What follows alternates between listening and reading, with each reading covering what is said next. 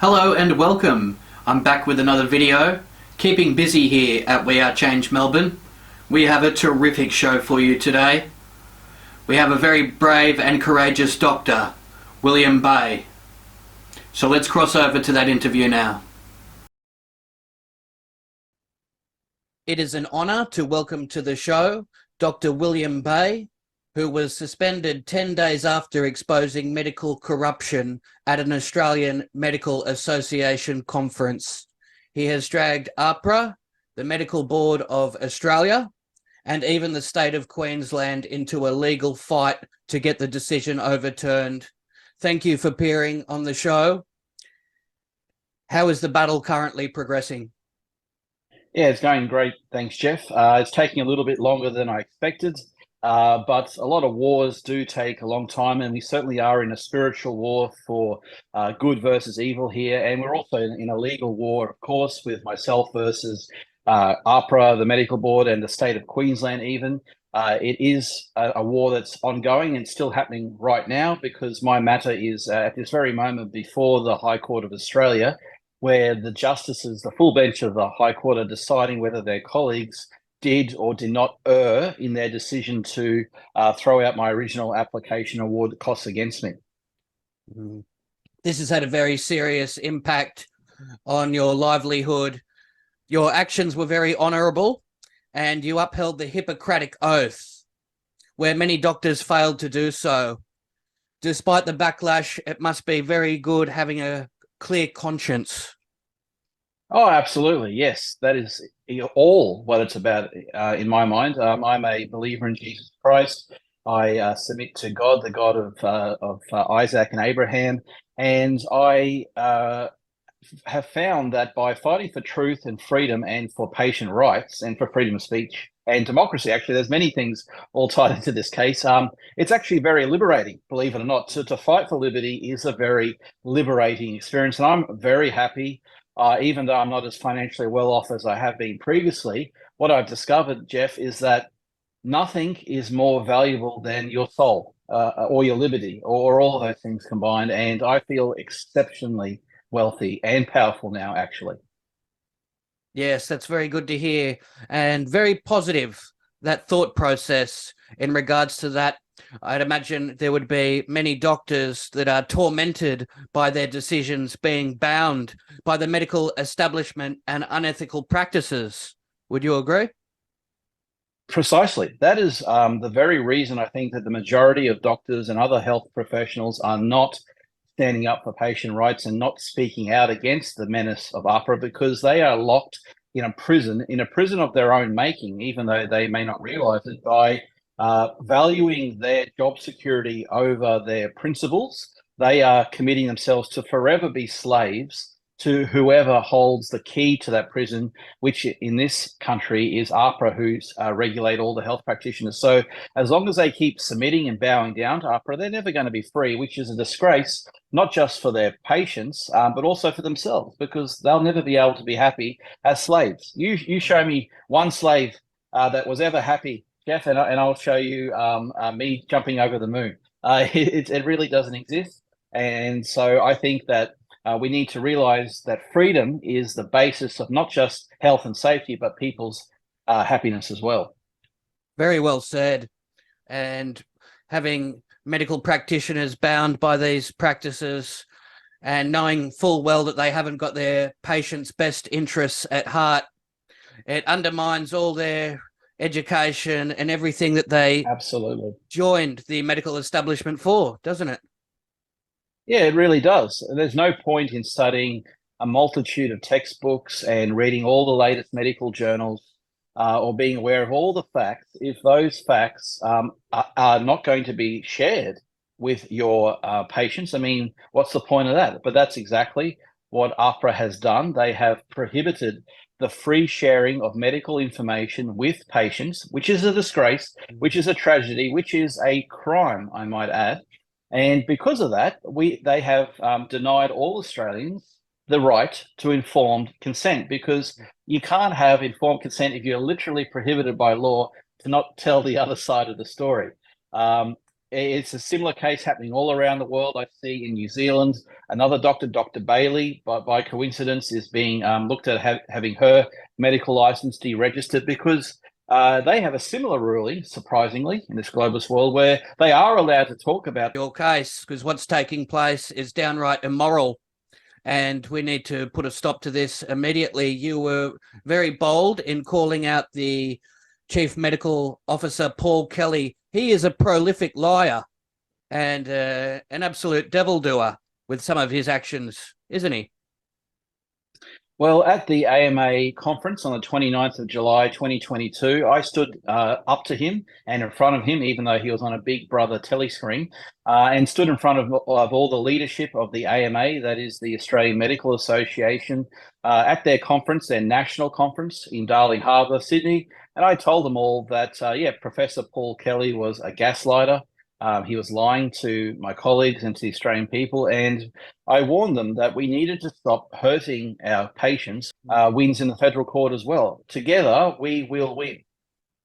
Yes, well, you've got the right thought process, and it's all very promising. We are starting to see the media backpedal with some of their statements and retreating on their stance when it comes to certain matters regarding lockdowns, border closures, and other restrictions that were implemented.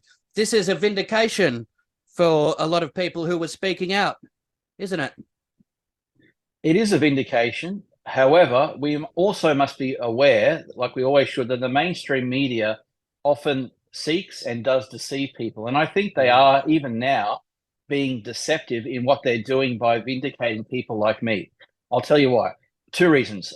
First of all, they are now putting out this message that people like me were right about the jabs because they want to cover up the truth even now. And the truth is that people like me, doctors and nurses, still to this day, are still legally not allowed to criticize the jab.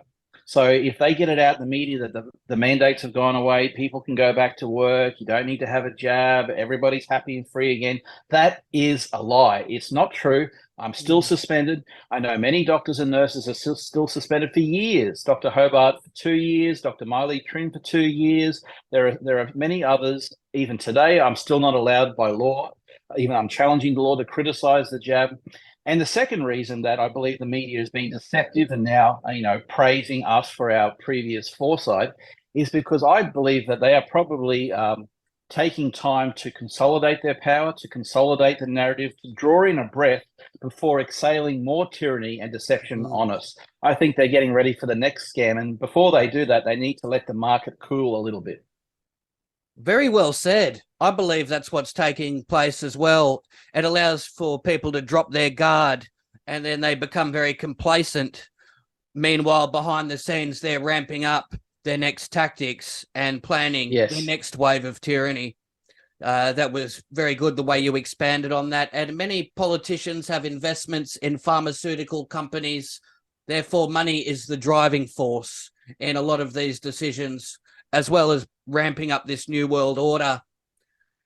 That's extremely unethical, isn't it? Well, the unethics come from valuing things other than human beings. Yes, these organizations, they value protocols over lives. We've seen that in the case of Dazzle, the 16-year-old girl in Singleton, who is suffering from a damage to her lungs and cannot get a transplant because she refuses to take 4 jabs. It's a disgrace.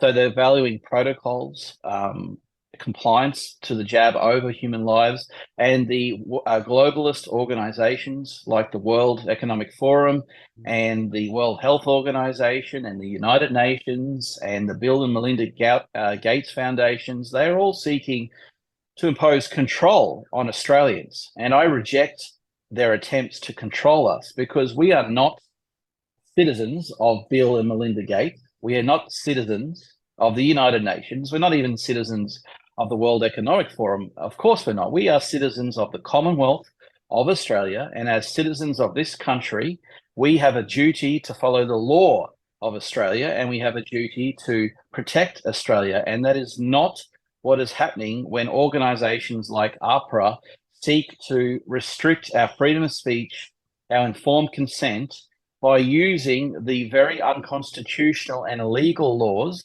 that being the Health Practitioner Regulation National Law, which is a law that they use to enslave everybody in Australia, including the patients. And yet, this law, when properly looked at, is not even a law at all. It doesn't exist on any parliamentary websites of Australia.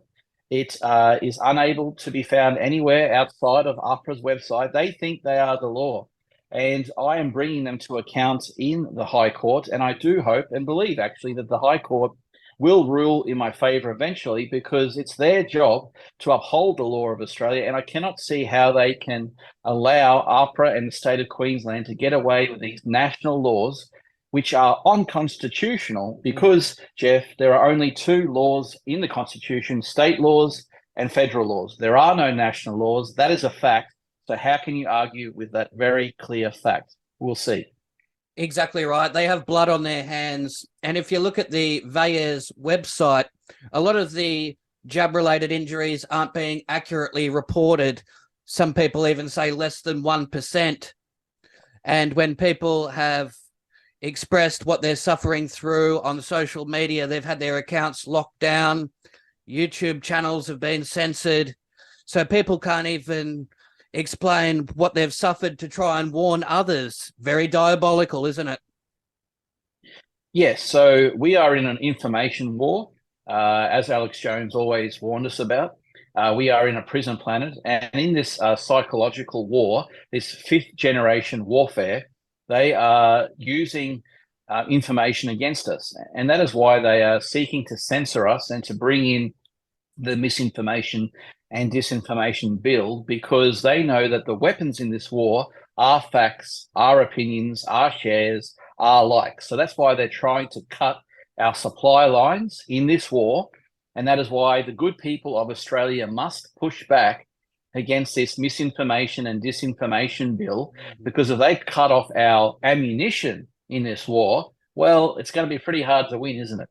It certainly is. And independent media is vital, being able to provide other aspects of what's taking place so people can make a more informed decision when it comes to their health and other very important matters. But when they're only given one side and one side of a narrative, that's when people can fall into traps. And, yes. And that can be very hazardous. Yeah, I think a lot of my colleagues, my fellow doctors, are victims as well. I think that whereas I thought even just a few days ago, all my colleagues knew about the dangers with the jabs, I now actually have come to a more evolved conclusion that my fellow doctors, some of them are deceived as well. They have been gaslit. Yeah, like people like Professor Paul Kelly, the Chief Medical Officer of Australia, like Dr. John Gerard, the Chief Health Officer of Queensland, like information they have received from medical journals, from publications, from conferences, from grand rounds in hospitals. If you don't actually go actively seeking out the truth and just passively sit back and let other people and doctors tell you what to think, I can see why my colleagues, especially some of my junior colleagues, would have been deceived by the same brainwashing that the general public has received. So whilst I believe a lot of doctors need to be held accountable for what's happened to this country, there must be some room for compassion as well, because we are all victims to this scamdemic in one way, shape or another. We certainly are. And we know about the Rockefeller Medicine, the crime syndicate. They took over the medical industry, starting off as traveling snake oil salesmen, having paid shills spruiking a lot of their products, and put representatives on medical boards, offered large sums of money, corrupting the medical industry and selling poison disguised as medicine. This is a huge problem, isn't it?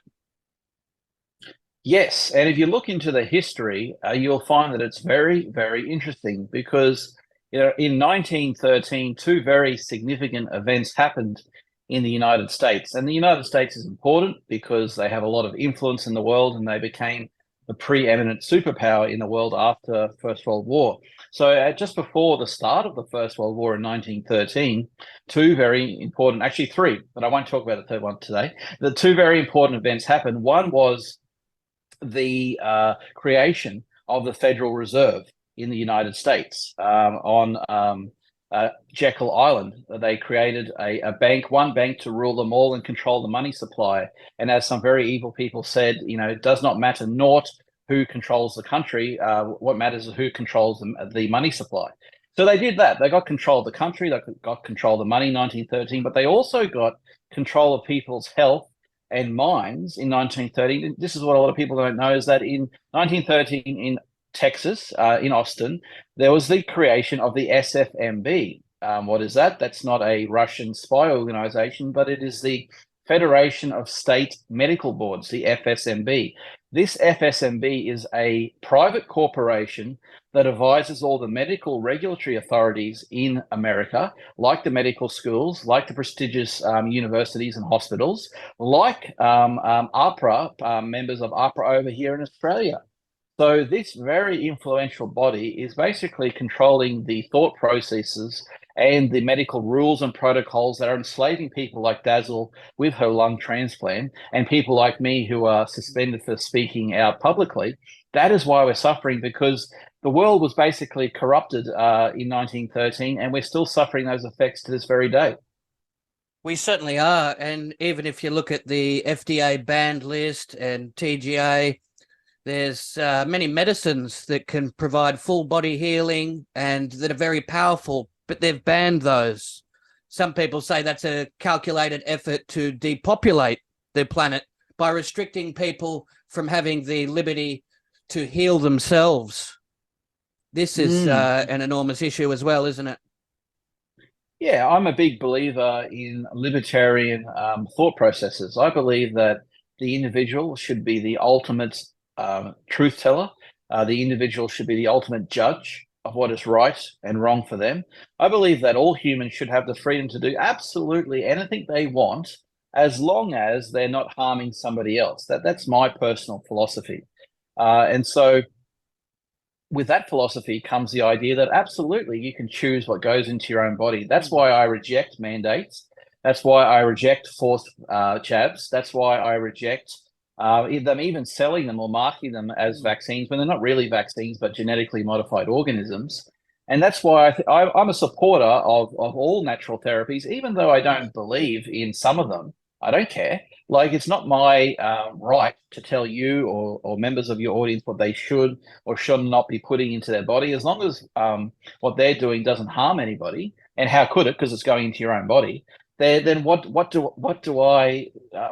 would I seek to control you? Or why would I seek to stop you from using homeopathy or chiropractic or naturopathy? I mean, what this pandemic has shown over the last 2-3 years, that perhaps the most dangerous of all these alternative medicines is Western medicine. That's what this pandemic has shown us, and that is really another sad thing that this scandemic has done. It has lessened the authority and the credibility and the trust in Western medicine, when Western medicine can actually provide a lot of good benefits. That's why I was a doctor and I took up the job, even though it myself had a lot of concerns about the medical system. I decided to do the best that I could within a potentially corrupted system. However, we have certainly we've doubled down, we've tripled down on all the illegality and corruption and tyranny in the Western medical system since 2020. And now it really is a faint shadow of itself. And yeah, the alternative remedies, they will play a role in healing the human body. I think prayer plays a role in healing the human body.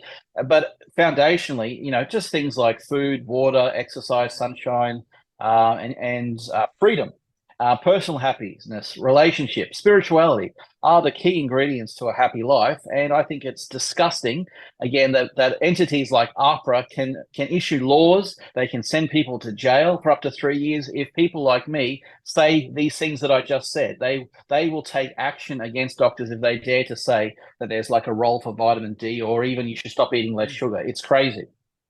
You have a very logical and sensible approach to medicine and healing. It's really refreshing to see, and it gives people hope that there are doctors out there that do have their heart in the right place and do look after the patients and want the very best for them. A lot of doctors are very quick with the prescription pad, and they don't recommend speaking to a naturopath or holistic healer looking at natural therapies, which should be the first point of reference. Like you said, diet, nutrition, and other important factors. That should always be taken into consideration instead of writing out these prescriptions just so they can get repeat business and increase their profit margins, because that's what seems to be most important.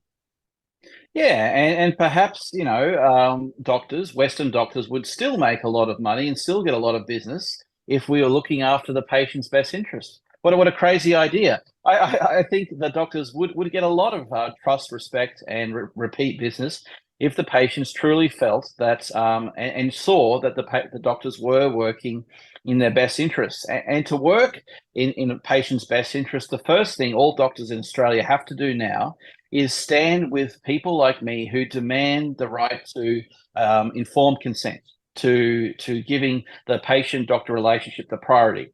Now, that actually means that doctors need to fight against APRA to defend their patients, because that's what it's come down to. Because the law as it stands, that illegal national law, says that the patient is not the most important thing anymore. It's public confidence, the greater good. So doctors are going to have to choose now between a communist totalitarian regime, which is APRA, or they're going to have to choose, are they on their patient's side? Now, I think the choice is pretty easy. And I'm a little bit shocked that so many doctors have chosen to go with APRA and the communist regime. However, there's still time. There's time for my colleagues to turn around and to say, you know what, bugger you. I've had enough of you telling me what to do. My patient matters most to me. I'm not going to listen to you anymore. And there's no need to, because again, APRA does not even have the law on their side. There is no national law. Doctors of Australia, there are only state and federal laws. You do not need to comply. Go with your patients, please. Exactly. And it should be a very moral decision that they make, and they should be obligated to take that action. But a lot of people aren't willing to make the same sacrifices that you have made when they've gone through all their schooling and then gone to university, to willing to put that all on the line to do the right thing. Many people are too interested in traveling on their yachts, their luxury cars, and their beautiful homes and their fantasy lifestyles. That becomes more important than the patient's best interests. And it goes against the whole business model. There's no money made in a cure. If somebody was cured, they're not going to come back and get those prescriptions filled. So a lot of them are out to feather their own nest, unfortunately, aren't they? It seems. Well, actions speak louder than words.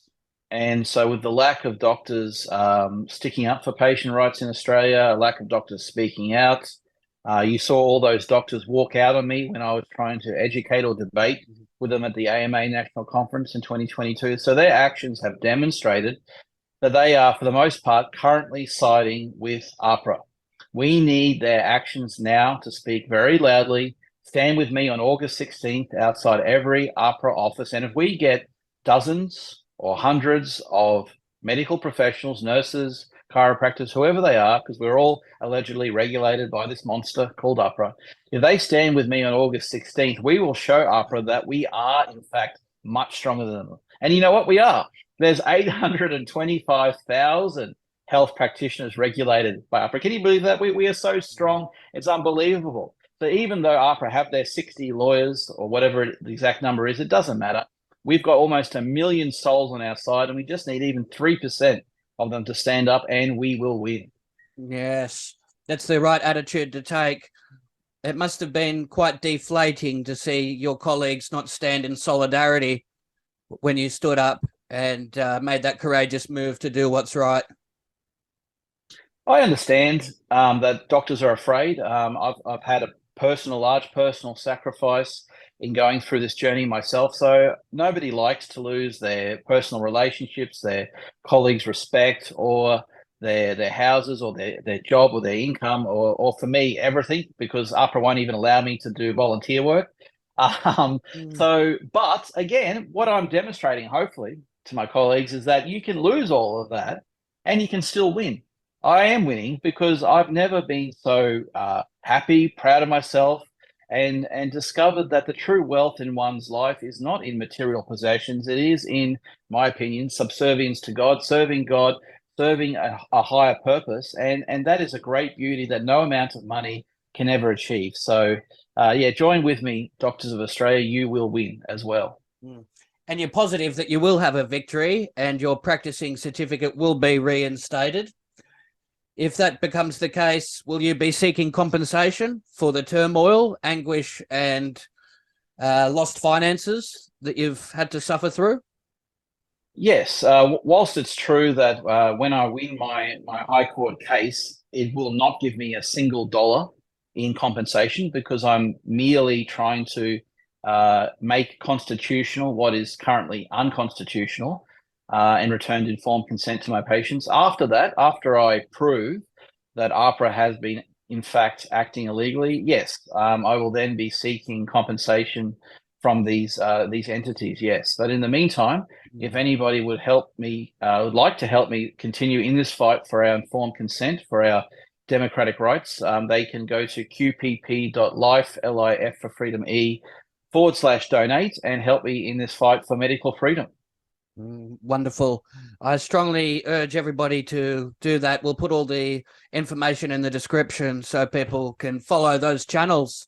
And if everybody emails through, I was just going to say, and even if it's just $2, that's enough for me because getting those little donations is very psychologically and spiritually encouraging because it shows that I have support out there and it shows that the Australian people want what I'm doing. So even if it's a very small amount, don't worry. I appreciate every single cent of it, especially when you don't have a job at all. Every little bit counts.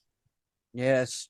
And protesting with several nurses, they've really experienced their fair share of tyranny as well, being restricted to what they can say on social media and being hauled up before their own boards and tribunals. They're not exempt from any of these bullying tactics either, are they? No, and in fact, I've had several nurses working quite closely with me in fighting back against AHPRA. One of my friends and colleagues, registered nurse Beulah Martin, she was suspended by AHPRA, still is actually. Her length of suspension must be approaching almost 2 years as well, unfortunately. And she did the best she could to fight in the courts. Ultimately, she wasn't successful. It is a very difficult and long journey, but yeah, the nurses have been absolutely essential and important in this fight for justice and will continue to be. Yes, it's a beacon of hope for many people, and it restores a lot of faith within a lot of medical practitioners, knowing that they are looking out for patients and they're not just going to toe that line, even when it's going to be disastrous to people's health. So we need more people to make those decisions. A lot of people are bound by financial restraints and they're afraid of the backlash. The mainstream media can be relentless, can't they, with trying to tarnish and smear someone's reputation. Absolutely. What I've noticed is that whenever I've had a court victory, and there have been several, the newspapers don't want to talk to me. But when I get in trouble or get arrested or lose a part of the legal process, you know, they're my new best friend. So unfortunately, yeah, the media seems to love a bad news story, and that's why sometimes there's not a lot of articles written about me because I'm winning. So yeah, never fear, everyone. Even though it may not look like we're winning, sometimes it's a trick. That itself is a psyop because they don't give oxygen to the victories that not just me but other doctors and nurses and the general public have as well. So that's why shows like yourself and groups like yourself that you represent, Jeff, are so important because you are the ones that are getting the message out, acting in place of the media, and giving hope to so many people. Because without the messengers like yourself, then how would anybody know that we're winning? Thank you. That's right. And when you look at the measures that were implemented, it defies all common sense and logic, denying people the right to access gyms and exercise, even restricting people's time in the sunlight, which people know is very important to have that, and the application of masks, restricting people's breathing, and this in a whole combination adds to the sickness, doesn't it? Yes, there is a reason that human beings go outside. We go outside for fresh air, for exercise, for sunlight, vitamin D, for social interaction, seeing their friends and family, not just for parties, but also for caring for our other people. And because the government restricted a lot of those things with these very unlawful and hideous mandates, which I think were the most outrageous thing I've ever seen, they hurt the health of so many people, almost every Australian, because as soon as you lock a person in jail, in prison, which home detention, you are hurting their health. And the sad thing is that every doctor knew that. We were taught that in medical school, that your health is not just, your physical body, it's your social determinants of health, it's your financial health, people losing jobs, can't go to work, that type of thing. And it's your spiritual health as well, your emotional health. So even just by locking people in their homes with these lockdowns, it was an absolute disgrace. Only criminals lose their liberty. So what the Australian government was effectively doing was telling every Australian, you are all criminals. And that we didn't reject it, but it should have been rejected because that was the crime of the century. The lockdown was absolutely unbelievable, and it should never happen again. They did not have the power to lock innocent Australians in their homes, and we should never have accepted that. Hopefully we won't accept that again. That's right. And we've seen the endless streams of propaganda, trust the science, stay indoors, do as you're told. It was virtually psychological warfare, wasn't it? Yes, yeah, we definitely are in a fifth generation warfare. We've had nuclear bombs prior. In the fourth generation of warfare, we had machine guns and chemical warfare, maybe in third generation. Before that, there was, just basic gunpowder and then swords and spears and arrows. So we are now fighting with information, and people get their information misled when they use fear against us. So that was their great weapon, was fear. So I would encourage everybody next time, whatever it may be, whether it's another virus or a nuclear threat or aliens or whatever the next scam is that they're going to try and scare us with, don't be afraid. Whatever it is, do not be afraid. And I would encourage Australians to choose liberty over safety. We've got to choose liberty over safety, because if you choose safety over liberty, you shall receive and deserve neither, the saying goes. And that's exactly what's happened to this country. I hope we all learn from it. And next time the scandemic comes, we choose our freedom instead. Yes, that's right. Sadly, a lot of people are very absent-minded, and they're quick to go back to their sporting games, their movie theatres, and they forget about the tyranny to some degree. And the government preys on that, don't they? They do, and that's again another reason why the media is, exposing the truth now, because they want people to even heal and to forget about all the crimes and trauma that's happened, and to think and pretend that everything is okay. But again, I think this is just a period of consolidation. This, in my opinion, emailing your members of parliament, attending conferences, getting the word out, liking, subscribing, sharing. If people were to channel their rage into committing to share 100 articles per day, imagine how much that could change the world. So don't just sit there stewing in your chair or in your school, getting angry at the New World Order. I would encourage you to take local action. You can change the world. It starts with you. This has been a very powerful broadcast. You've helped so many. Very inspirational and motivational as well. I'll be following your battle. I wish you continued success in the future. Let's hope to see you get some results, and it'd be lovely to see you back at your practice once again, helping people and providing such a valuable service. Thank you once again for appearing on the show, Doctor. Thanks, Jeff, and God bless. Wonderful. Well, that does it for today's show. I hope everybody supports Dr. William Bay. He's a very good man. But I'll catch you on the next episode of the We Are Change talk show, where we expose corruption. Until then, goodbye.